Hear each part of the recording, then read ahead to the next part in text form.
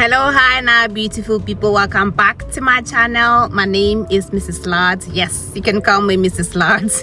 Thank you so much for tuning in. Please subscribe, like, and share, and comment on my YouTube channel.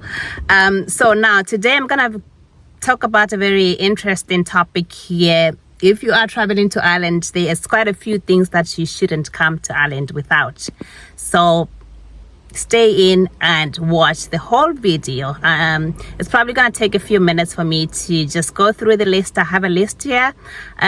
So I'm gonna look up and down because I have a list here that is I'm gonna have to go through this so that I don't get to forget important details. So just bear with me. So the first thing that I would suggest you have to bring with you is, of course, your passport, but make sure that your passport is at least two or more years valid. The reason being that you don't want to have been here for a couple of months and your passport has expired and you have to go to the embassy. For my examples, my embassy is in London, so it means that I'll have to go to London to renew my passport. So just make sure that you have a valid passport that is at least more than 2 years to expire. So that is very important. So the other things that make sure that you don't forget your medical files. If you have any kind of chronic diseases, make sure that you bring your meds as well. So any kind of things that you think that are important just in case you get sick when you get here. So your medical files is very important. So I literally was just yapping away and I didn't realize it wasn't recording. Can you believe that? Anyway, I'm gonna have to start again.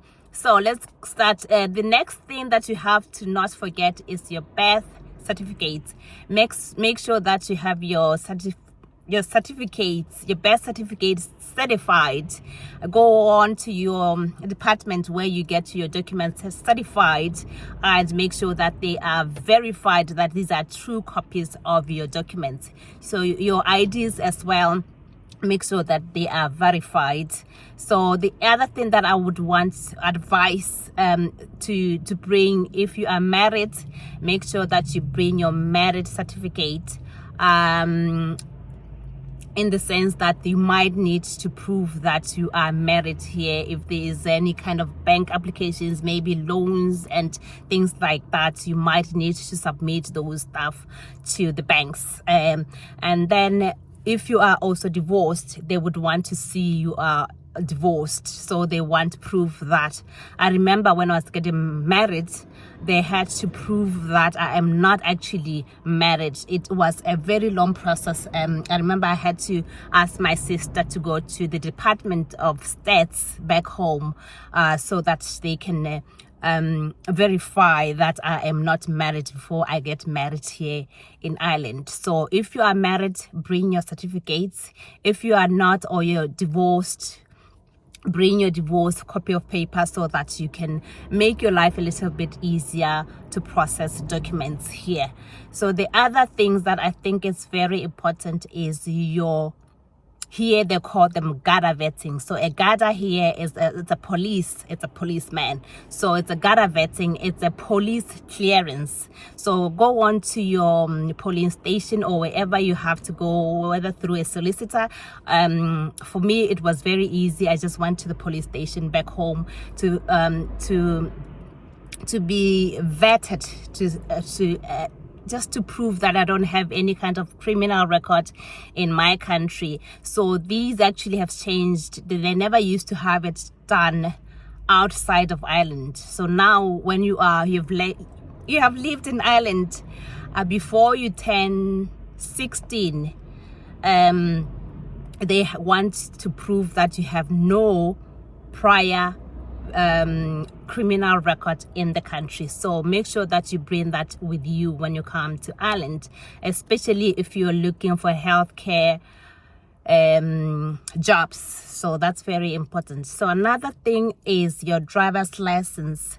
There are countries like South Africa, for instance, they do you can exchange your passport from South Africa to Irish. So make sure that you have that that with your insurance as well. So in my country, the driver's license is it's not allowed here.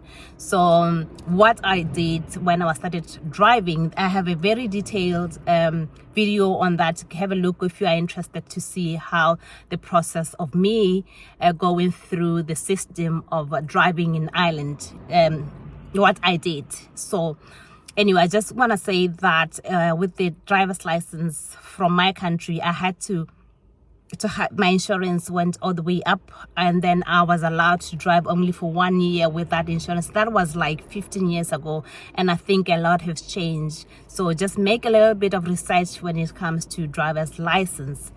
And then what else? If you're traveling to Ireland with your children, it's very important to have a consent letter if you're traveling alone without the other parent. So it's very important to have a consent from your other parent. Whether if you are a woman traveling, make sure that your husband or your partner has a consent that I do give my partner permission to travel with my child. So that consent has to have details that whatever happens, I'll be the one taking responsibility. I will be making decisions on my child's behalf, especially when they are young. So just bear with me. So the other one is educational certificates. If you think those certificates are going to work in your favor, make sure that you bring them with you.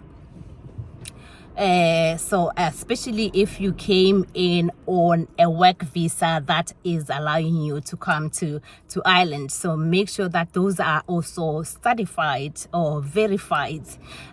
So yeah, but if you are on a tourist visa, just avoid bringing your educational certificate with you. They would start questioning why you are bringing those educational certificates. Are you coming here to look for a job? So if you are on a tourist visa, get this very clear. Do not bring your educational certificates. Rather have them on your phone, maybe as scanned documents on your phone.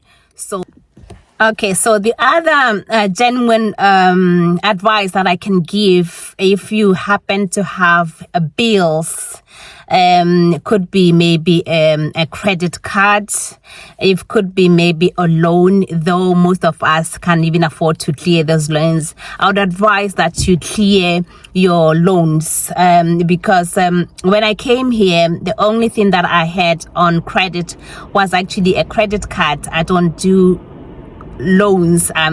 Just that's the way I am. I prefer to pay things cash. So it actually kind of got me a little bit worried when I was here for the next 3 months. I couldn't get a job at the time. That was during the recession. That's another story. So it just constantly plays on your mind that you have bills to pay back home. So genuinely advise that you can, if you can afford to have your bills paid back home, your credit card paid, just pay them off so that you have a very fresh start. You don't have to worry a lot about your credit back home. So, and then again, if maybe you are renting, get your rent up, paid, moved out, and all sorts. And if you have maybe TV license, other countries they do TV license. I know South Africa does, my country not yet. So get that paid so that you don't get bills piled up after the other while you are here. So just close all those kind of bills that revolving. So just make sure that you have that cleared out. What I can also advise is that make sure that you have your references, because here when you're looking for accommodation, they're gonna have to see if you have a good character. So make sure that you have somebody backing you up and have a written references that you are of a good character. And references from work as well.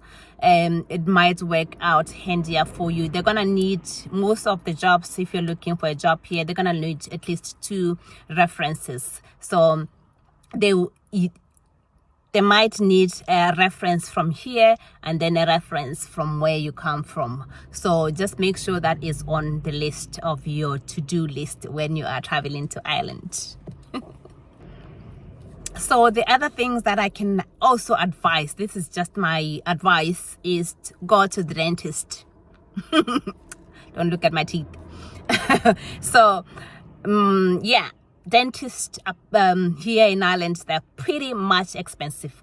People go to Turkey, people go to Croatia to go and have their teeth done.